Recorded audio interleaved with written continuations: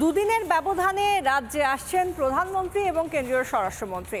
এবার যেটা দেখা যাচ্ছে যে প্রথমে 29শে মে প্রধানমন্ত্রী নরেন্দ্র মোদী তিনি আসছেন, জয়গাঁতে জোড়া সভা করবেন এবং তার পাশাপাশি যেটা দেখা যাচ্ছে যে 31শে মে অর্থাৎ ঠিক দুদিন পরেই দুদিনের রাজ্য সফরে আসছেন কেন্দ্রীয় স্বরাষ্ট্রমন্ত্রী অমিত শাহ। তাঁরও রয়েছে বেশ কিছু কর্মসূচি এবং সেই সঙ্গে সাংগঠনিক বৈঠক।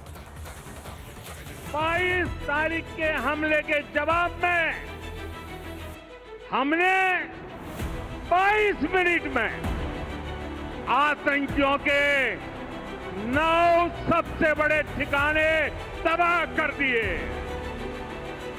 जब सिंदूर बारूद बन जाता है तो नतीजा क्या होता है।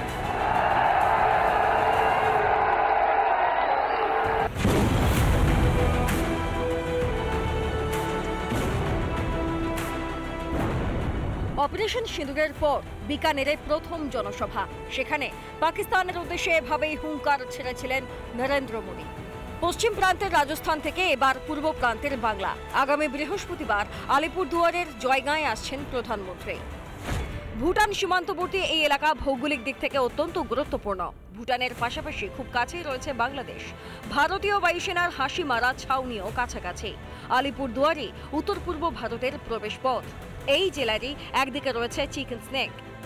মোহাম্মদ ইউনুস যখন ভারতের 7 সিস্টার্স নিয়ে হাস্যকর আস্ফালন করছেন, তখন পড়শি দেশকে কড়া বার্তা দিতেই সভার জন্য প্রধানমন্ত্রীর জয়গাঁ বেছে নেওয়া বলে মনে করছে রাজনৈতিক মহল।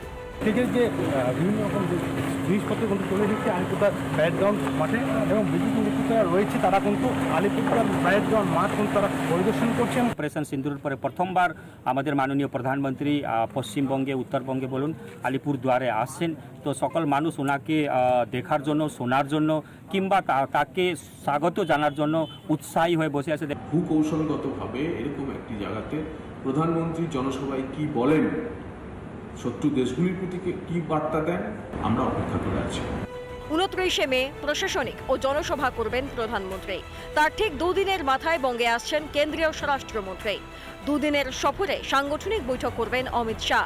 কথা বলবেন দলের সাংসদ বিধায়কদের সঙ্গে। বছর ঘুরলেই দামামা বেজে যাবে বিধানসভা ভোটের আগে। 26শে নবান্ন দখলকে পাখির চোখ করে ইতিমধ্যেই ঝাঁপিয়ে পড়েছে গেরুয়া ব্রিগেড। তার মধ্যেই দলের বঙ্গ নেতাদের ভোকাল টনিক দিতে শাহের রাজ্য সফর বলে সূত্রে খবর। নতুন বছরে কি নতুন সরকার হবে বাংলায়? পরিবর্তন হবে 1.5 দশকের মমতার জমানার? রিপাবলিক বাংলা। ঘরের ছেলে ঘরে ফিরলেন। পূর্ণম কুমার সাউ বিএসএফ জওয়ান, যিনি পাক রেঞ্জার্সদের হাতে অপহৃত হয়েছিলেন, আটক করা হয়েছিল তাকে, এবং তারপর প্রায় 1 মাস পরে তিনি বাড়িতে ফিরলেন। তার রিষড়ার বাড়িতে রীতিমতো উৎসবের আমেজ। গোটা রিষড়া জুড়ে মানুষ একেবারে তাকে নিয়ে মাথভাঙা উচ্ছ্বাসে ভেঙে পড়েছিলেন। শুধু তাই নয়, যখন তিনি হাওড়া স্টেশনে তার ট্রেন এসে পৌঁছয়, সেই সময় থেকে রিষড়া যাওয়ার পথে পুরো সময়টায় শুধুমাত্র তাকে সংবর্ধনা, তাকে সুস্বাগত জানানোর পালা ছিল।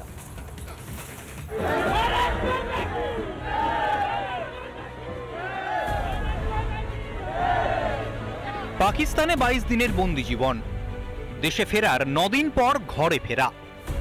শুক্রবার হাওড়া স্টেশনে পূর্বা এক্সপ্রেস পৌঁছতেই জওয়ানকে ঘিরে জনজোয়ার।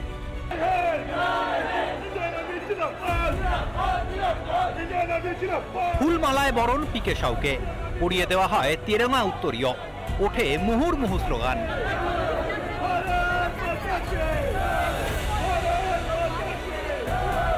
জওয়ানকে স্বাগত জানাতে ওয়েলকাম লেখা একটি গেট বানানো হয় হুগলির রিষড়া বাগখাল এলাকায়।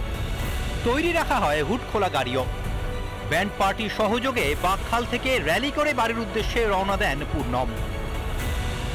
কুমার সাউ তিনি রিষড়ায় এসে পৌঁছেছেন, মাথভাঙা উচ্ছ্বাস, এবং এই মুহূর্তে পূর্ণম কুমার সাউকে উষ্ণ অভ্যর্থনা জানাচ্ছে রিষড়াবাসী।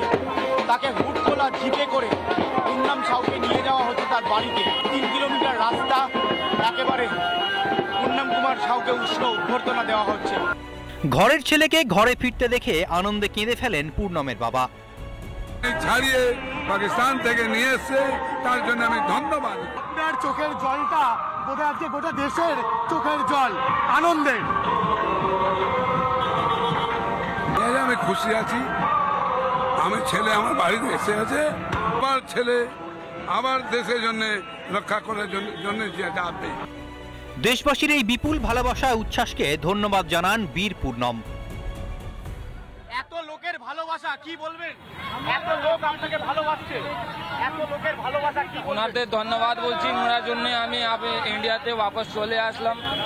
এর থেকে ভালো কি ওনাদের অনেক আমার থেকে ধন্যবাদ দিচ্ছি কি ওনার জন্য আমি वापस চলে আসলাম। আত্মীয় স্বজন থেকে পাড়া প্রতিবেশীদের ভিড়ে উৎসবের মেজাজ জওয়ানের বাড়িতে। রাঁধুনি ডেকে চলে রান্না বান্না, মেনুতে রাখা হয় পূর্ণমের পছন্দের সব পদ। আমাদের একটা দীপাবলি মনে করুন, মানে আমি আসছেন একজন, তো খুবই ভালো লাগছে স্যার। আজকে আমরা একটু ছোট সেলিব্রেশন করব, কেক কাটিং করব একটু, তো নো ডাউট খুবই ভালো লাগছে। আমার ফেভারিট খাওয়া লুচি, তরকারি, মিষ্টি। 14ই মে ওয়াঘা আটারি সীমান্ত দিয়ে দেশে ফেরানো হয় পূর্ণমকে। দেশে ফিরে ভিডিও কলে কথা বলেন অন্তঃসত্ত্বা স্ত্রীর সঙ্গে। কর্মক্ষেত্রে যোগ দিলেও তখনই বাড়ি ফেরার অনুমতি পাননি তিনি। করা হয় স্বাস্থ্য পরীক্ষাও। সব বাধা কাটিয়ে 1 মাস পর ঘরে ফিরলেন বিএসএফ জওয়ান। রিপাবলিক বাংলা।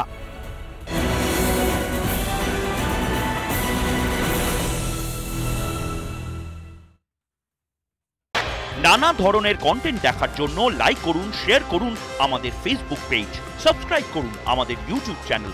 পাশাপাশি অন্যান্য ব্রেকিং নিউজের জন্য অবশ্যই চোখ রাখুন রিপাবলিক বাংলায়।